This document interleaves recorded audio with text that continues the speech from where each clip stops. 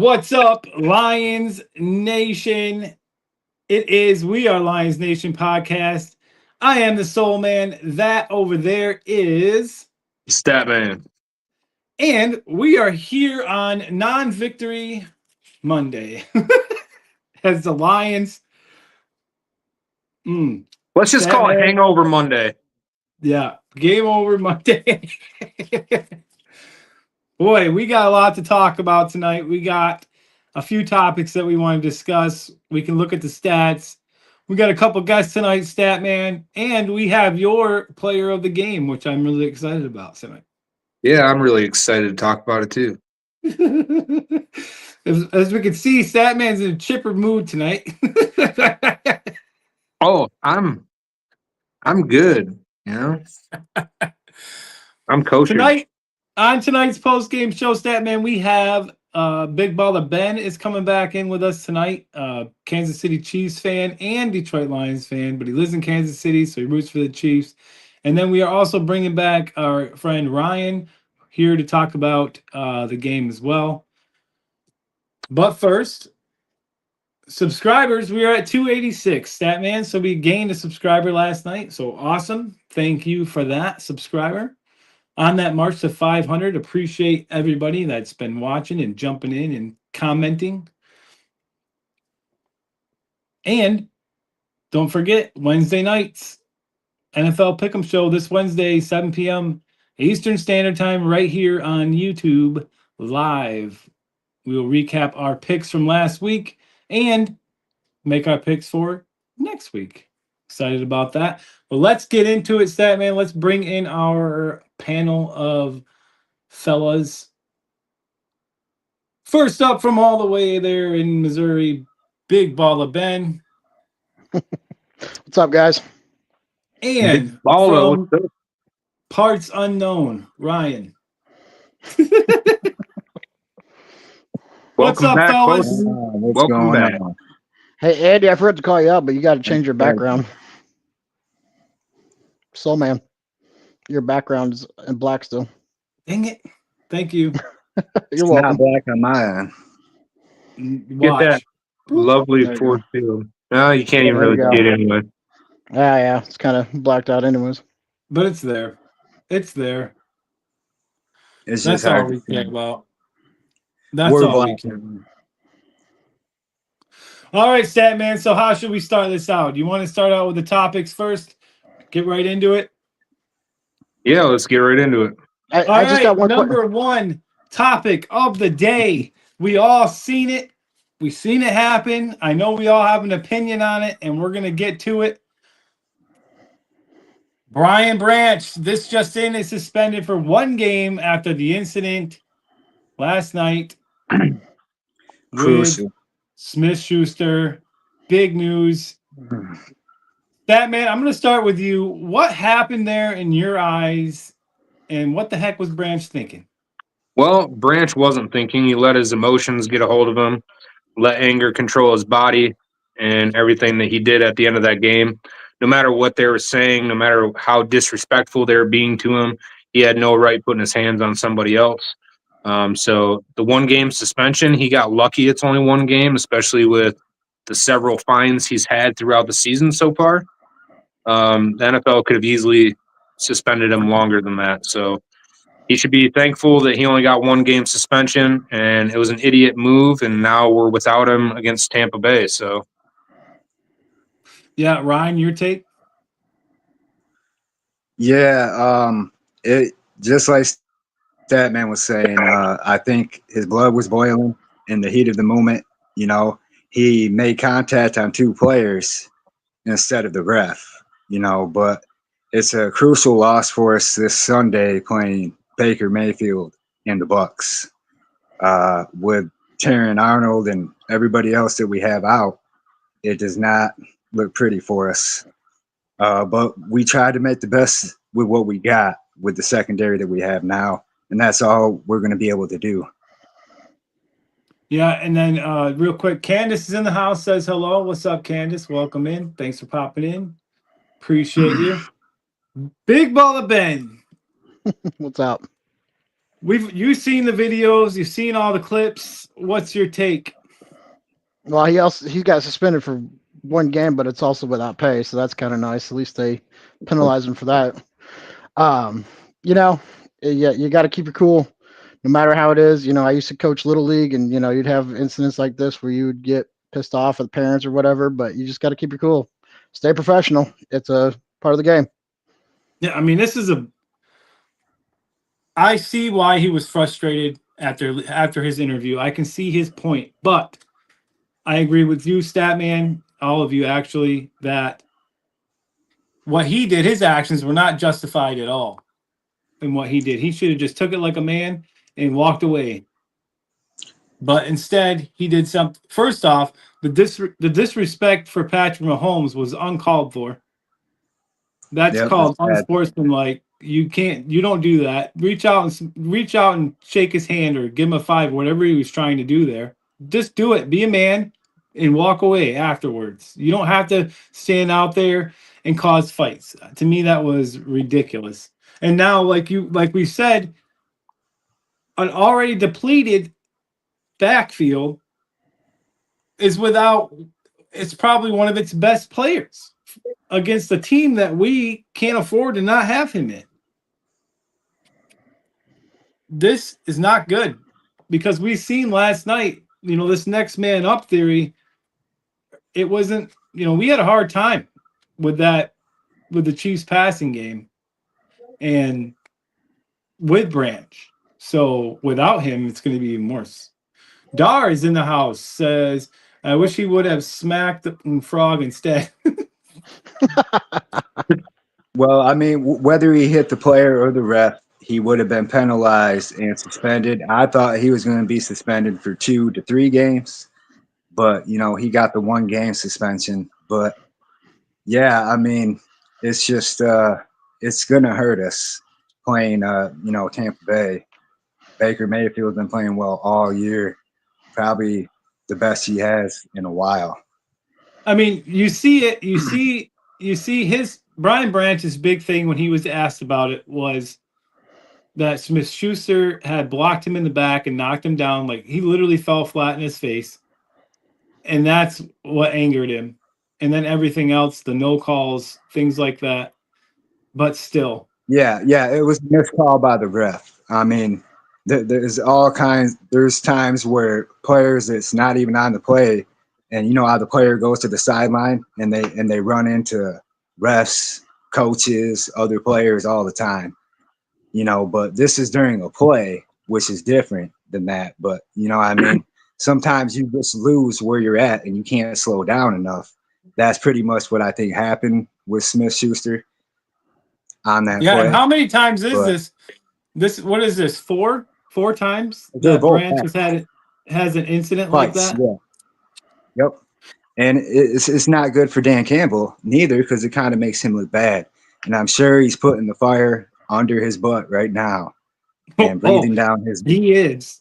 There's no way Dan Campbell's going to let that slide. Nope. Dan Campbell will get rid of him. He'll replace him if he has to. I don't think he'll get rid of him, but yeah, I don't think he will. Put the hammer if down. If he continues this path, this is 4 fights I think this season that he's been in. So if he continues this path, it's going to be hard for any team to pick him up if Dan Campbell chooses to cut him. Or I don't think he will, but if he continues the path, it's not good for him. Our second topic of the evening, fellas, is the Kansas City Chiefs. Zero penalties called on the Chiefs in that game. Now, Statman, I'm going to go to you first on this one. But really? Well, I know it's happened before, but Jesus, give me a break. So the thing is any ref will tell you there's a holding call on every single play on the offensive line. You could literally flag a holding call every play in the NFL if you wanted to. The refs decided not to even call one penalty against the Chiefs. And honestly, it's kind of sickening. It puts a bad stamp on the game of football and the NFL. There was blatant calls right in front of the ref. You need to make those calls. You need to make the game as fair as possible, and you can't favor one team or the other. And I'm not saying they're favoring the Chiefs per se, but they weren't making calls that they should have. And I'm not going to say that that's the whole reason why the Lions lost either, because it's not. We didn't play good. No matter if the refs are against us, the Chiefs are against us, we have to play ball. We have to go out there. We have to execute on every single play, and we have to have the correct play calling. And none of that stuff happened. So that's where I stand. Ben, I'm going to go to you next. What's up? So here's a stat for you. Now, the last game, then when the Chiefs played the Jags, they had 109 penalty yards, 13 penalties. The game before that, they were penalized 5 times. The game before that, 8 times. Those are just examples. Mm-hmm. So I did notice that they changed the offensive line for the Chiefs. We had that one guy step in that was a third string, and they got rid of the guy that was – he was still there, but they got rid of the guy that was actually having a lot of pressures on the quarterback.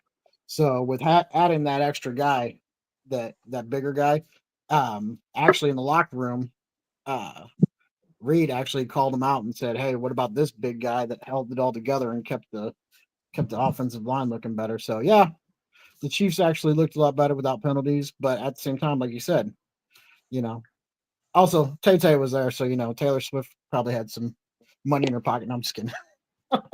Now, going back to you, but I'm saving Ryan for last because he had an idea that I want to put out there. But back to you, being a Chiefs fan, you watch every Chiefs games, you watch them all. When's the last time you saw, in general, an NFL game with no penalties on one team? That's been a while. Yeah, How about usually that's 2023, right, Statman? 23. 2023. How many Lions games time have had 0 penalties? That's what you really need to ask.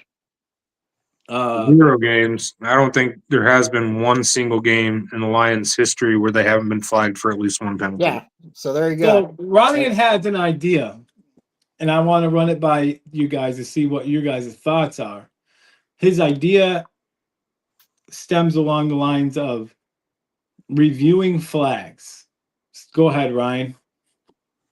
Yeah, so pretty much the way I look at it, if let's say the ref might have seen pass interference, so he throws the flag, but before that play can be official, he has to do a review, just like a challenge. You got 1 minute, and it might be done before that minute, but regardless, it needs to be looked at by video footage, not just the ref sitting on the field and making those calls.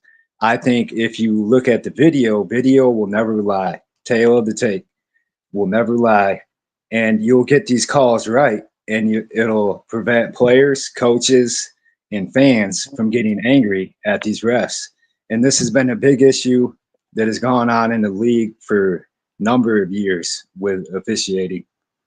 And here it is, 2025, and still, no different than 98. Look, I'm not. Statman made a good point earlier. You can't excuse the Lions' play last night was not there. They played hard. They played their hearts out. They did not play like we know the Lions can play. They scored 30 points in the last 3 weeks or whatever, and then come in there and only put up 17 on a defense that we should have been able to put up a lot more on.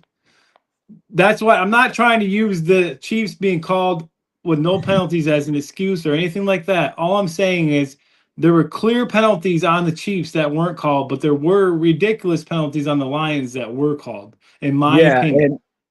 And part of that is all the injuries that the Lions has. Now the Chiefs, they got injuries too. Rice, and they're on their third left tackle or guard, whatever he is. But there's injuries on both sides of the ball there. The Lions played as hard as they could with what they had. And what it came down to was Patrick Mahomes. Patrick Mahomes had the better game. But Goff still played probably just as good. But I would say Patrick Mahomes had the better game, and you're an Arrowhead, hard place to win. Arrowhead has a lot of history. So Real quick, Mikey B is in the house, says, I needed a Montgomery touchdown to complete my parlay. We all needed to see a Montgomery touchdown. Statmans.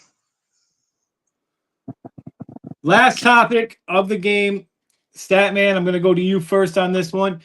I believe it was Chris Collinsworth said during the game last night that the Lions are struggling when they go into a drop back passing situation. We know how good they are when they run the ball and play action. After he said that, I really, really paid attention hard. And it does seem like the offense kind of gets stagnant when they have to pass like that. My question to you, Statman, is why? The running game is a big part of that offense. Look at what we did in the first quarter, 90 yards running in the first quarter. Then all of a sudden, the play calling just went away from it completely. And it's not that the Chiefs were stopping it. We were getting good chunks of yards still. We just went away from it. I don't know why. I can't answer that. The only person that can answer that is John Morton, the offensive coordinator. And I have no idea. It just seemed like the offense completely changed in the second quarter and on. Now, that's my opinion. Do you see a difference between the Lions in their play action and the Lions in drop back passing? Yeah. I definitely seen a difference, and I agree with what Statman said. But what I think it came down to is Andy Reid and his staff started figuring out what the Lions were trying to do, and the Lions wanted to mix things up. I think is why they kind of reverted from that. Because the game kind of changed. All of a sudden, like Andy Reid knew what Dan Campbell was going to do. I need to go back to, real quick, but before I go to you, Ben, I need to go back to what Statman said. They can game. Everybody knows what the Lions are going to do. They come into a game. They know the Lions are going to run the ball to use play action. It's how the Lions go.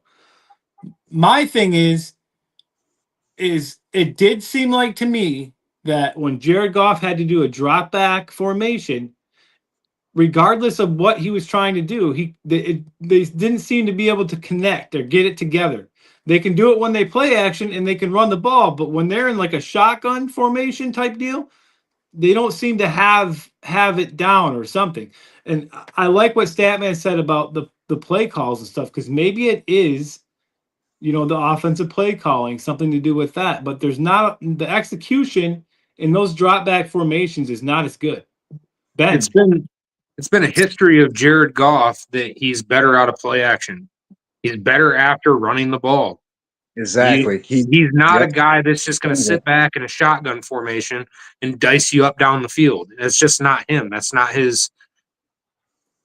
just not Jared Goff.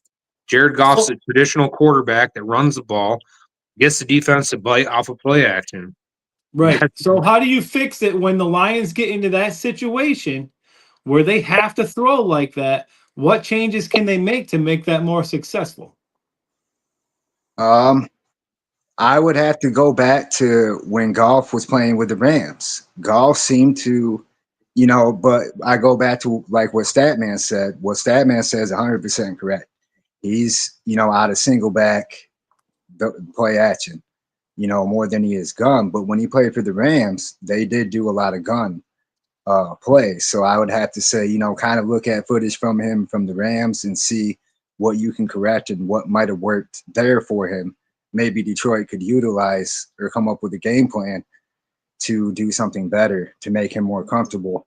And also the offensive line, Dan Skipper playing injured, they got injuries. So, I see that's a good point. I get that. I guess just from what I saw last night, it did seem like they were a little stagnant on when they dropped back. So I feel like they got to figure out something offensively. If they can't rely on that play action pass, they have to be able to figure out how else to win. They have to be able to throw the ball regardless, is where I'm getting at. Ben, do you agree? Hold on. Let's break. I'm gonna break it down a little bit. So the first part of the game, the first half of the game, they played really well. The Lions were playing the short game. They got all the way down to the field. It was looking really good for the first game. The thing that I saw was that after that pass to the to Goff got taken back, that was when it started changing. Was because I think the Lions probably got in their head, we're playing against the refs now.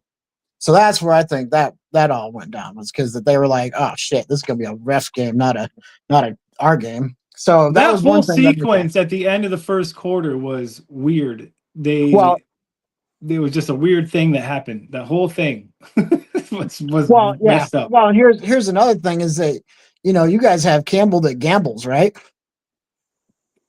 Andy Reid rarely ever goes on fourth. And what happened in the first quarter, the first half? Andy Reid, I think there was 0 punts in the first 4 possessions, because both sides went for fourth and however many inches. Yeah, 4th and 1, whatever. Yeah, so that was a very different play for Andy Reid to go for, because he rarely ever goes for the 4th down plays, because he doesn't like to lose the ball.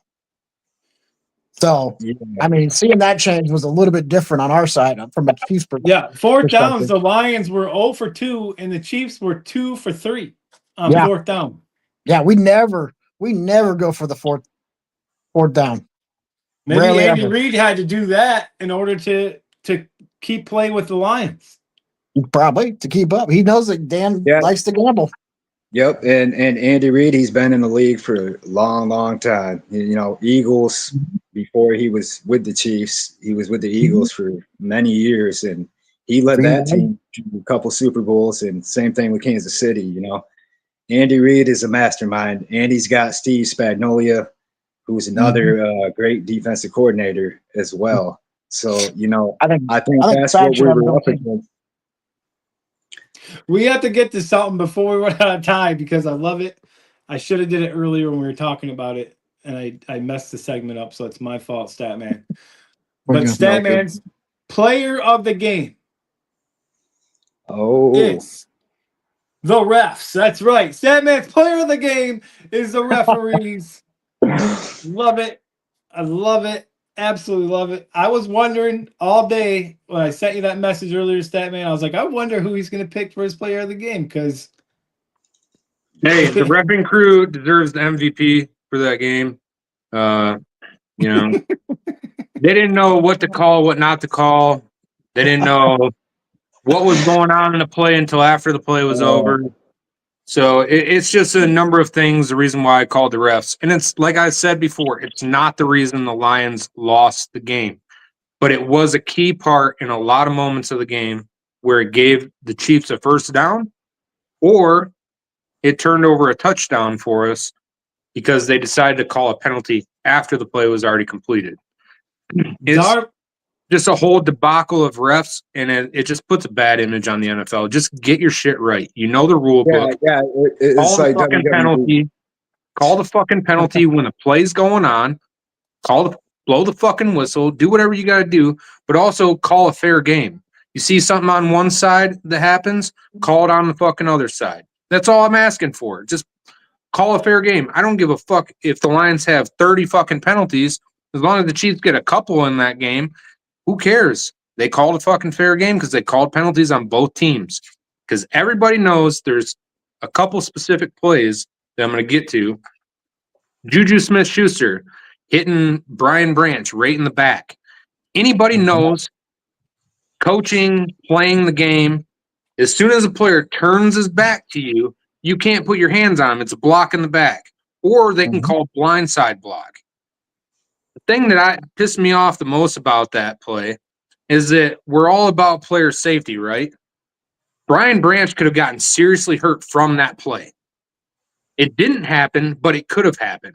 And what happens if Brian Branch would have suffered a season-ending injury or a career-ending injury from that? Then who's going to be held accountable? Are the refs going to pay fines? I mean, it's just getting to the point where it's getting ridiculous that we have these refs in here that are supposed to know the rules and can't call the game correctly. And then you had the Jared Goff reception for a touchdown. And then you had the Travis Kelce blatant holding right in front of the ref staring right at him, manhandling Amik Robertson as he's trying to run away from him, still grabbing onto his arm and jersey and throwing him to the ground, tackling him like he's carrying the damn ball. Like, come on. If it was the Detroit Lions doing that, say Penei Sewell was grabbing one of the Chiefs defenders and doing that right in front of the ref, they would have thrown the yellow flag right away. And I'm not even bullshitting, but there is a sense of favorability, I feel like, when it came to that game as far as the reffing calls. All I'm asking for is the refs to start calling a fair game. And it doesn't even matter if it's a game that doesn't even involve the Lions. I've seen plenty of games where other teams were involved, where one call or a couple calls blew a fucking game for them. Like, let's get it together. You guys get paid six figures to do your fucking job. Just fucking do it. Before anybody else talks, I want to read this comment. Dar says, the late ref calls have got to drop. You're telling me you can call in a late illegal procedure from New York, but they can't see that Kelsey used the damn ground on that catch? Yeah. That's the kind of shit. And that's the kind of shit we're talking about. And I'm not putting the line. We got to reiterate. The Lions lost the game because they didn't play well. But it didn't help the way the referees refereed that game. The Lions still could have won that game if they would have been playing top-tier football. They did not. But Statman, I absolutely love how you said what you said there. Absolutely, you nailed it 100%. It's not just the Lions. It has to change for the entire NFL. This has to change. So these guys get paid to do one fucking thing, and that's officiate a game. That's their job. Do your fucking job, Ryan. Exactly. They need to take their heads out of their asses. And I mean, unfortunately, that's why I think my idea is a good idea. Because right now, a ref can say anything. He can say an alien flew out of his ass, and call somebody with that penalty. But how do you really know if that ref saw that right without reviewing actual play footage? I mean, it might take more time, but I would rather have these penalties and calls right than to deal with the bullshit that we've been dealing with for 30 plus years. Well, and like I mentioned to you, I think the hardest part about that is you can review a flag that's thrown, but you can't review one that's not. How do you review a flag that wasn't called? Like that's the trick to it. What do you mean? They literally did that last night. If there's no flag, there's no penalty. Yeah. There was no flag called in that Jared Goff catch for a touchdown. Until after they thought about it. Flag for there to be a penalty. If the They refs see reviewed something, each other. They talked to each other and said, "Oh yeah, we're gonna call from New York. They're saying we should have thrown a flag on us, but he should throw have. the flag." Good point, Statman. Yeah, it's bullshit, But I think the thing I think about is the reason why that flag got put. So if you guys ever done sports betting? Yeah. Online sports betting, actual real sports betting. Okay, so when you make a bet on something, like I bet on the Super Bowl that Mahomes was going to get a catch for a touchdown. Same exact play as what took place there was what I predicted was going to happen in the Super Bowl. It didn't happen, but if I only put $20 on it, but if I would have hit, it would have paid me $2,000 because the likelihood of having. So it could be also sports betting. Like you never know. I've seen that shit go on for sports betting. Yeah, I think the league's gone to shit since sports betting got involved. Oh yeah. It's all about the money. We know it. And it's about the league. The league knows that the officiating has been a problem for probably 50 years in this league. And they tried to implement changes, but it's not enough. That they really have to sit down and re-gridiron and figure out a way that we can get an accurate call to avoid situations like that happened last night. Not throwing a flag on a clear penalty that everybody saw with your eyes, and even in the highlights shown on TV, you've seen it, and the ref still did not call it. That's my thing. Somebody needs to be communicating better to these refs, however they go about doing it, whether it's my idea or another. I think they really need to look into that. Before Dar says, I about punched a hole in my TV when Kelsey cried for a flag and got it on an uncatchable ball. It's just a hold on. It's just the little things. It's the little things like that. Now, you got two sides lined up on the damn field. You have two referees on each side. You have one in the back, one in the front. They're all fucking all over the place. There's no reason for that stuff to happen. There's no reason for them to miss that shit. Like, I could see what Statman was saying with some hold. There's so many holding calls, but the obvious ones, call them. Make it just make it fucking fair. I love that when you said that, Statman. Make it fucking fair and hold them accountable. If they're not held accountable, they're not gonna. They won't. There's nothing to be done about it. But if you start holding the refs accountable for missing blatant flags, they'll change their fucking ways and make sure they call that shit. I feel like there should be a fine for each call that you miss. It's a blatant call right in front of your face. Whatever ref that is, if they're looking right at it and they miss it, they should be penalized. They should have like a $15,000 fine, something, or a game suspension. Oh, you can't go to this game now and officiate. Somebody else is taking your place. Yep. Yeah. Something. And there was a clear play that they did call. Aiden Hutchinson got roughing the passer, which was a clear penalty, but there was a couple that were bullshit calls, and, they missed some that the Chiefs should have been called on too. Chiefs should have had some penalties, but they didn't. And this happens in any game every Sunday. And like I said, it's been happening for years. And didn't they do something in baseball with the umpires and missing calls in the strike zone? Ben? They did. Only thing I know that they changed was they added the pitch timer, but no, I don't know anything else about that. I thought I heard something that they were cracking down on that BS. They probably did. Umpires I've only went to 2 games this year, and I don't remember anything.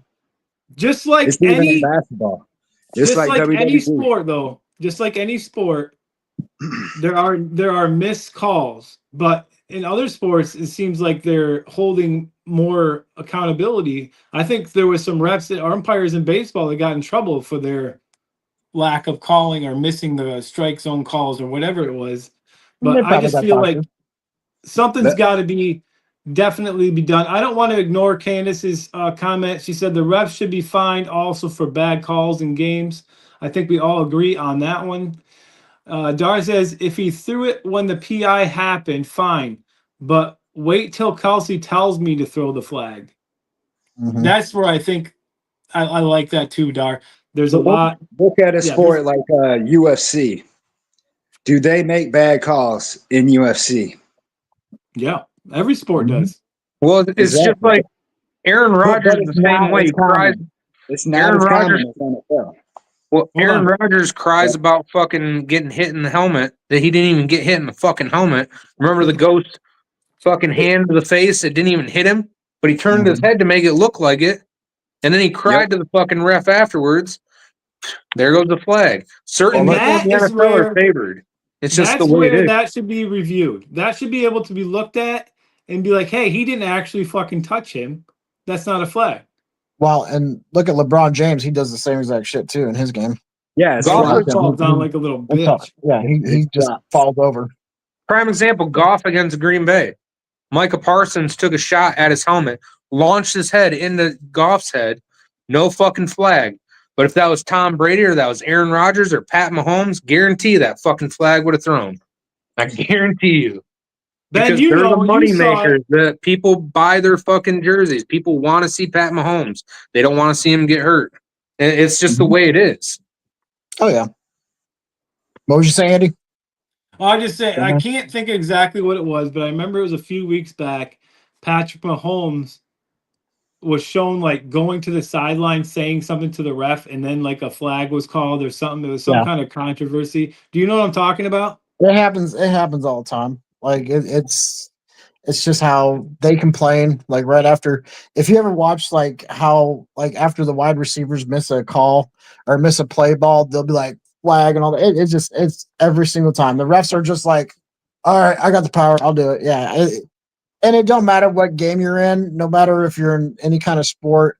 When I coach football for the Little League, for the Chiefs, the one reason I left was because of the refs. I couldn't do it no more. Like, it was no fun because the refs, they would make friends with all the other coaches and be cool with them.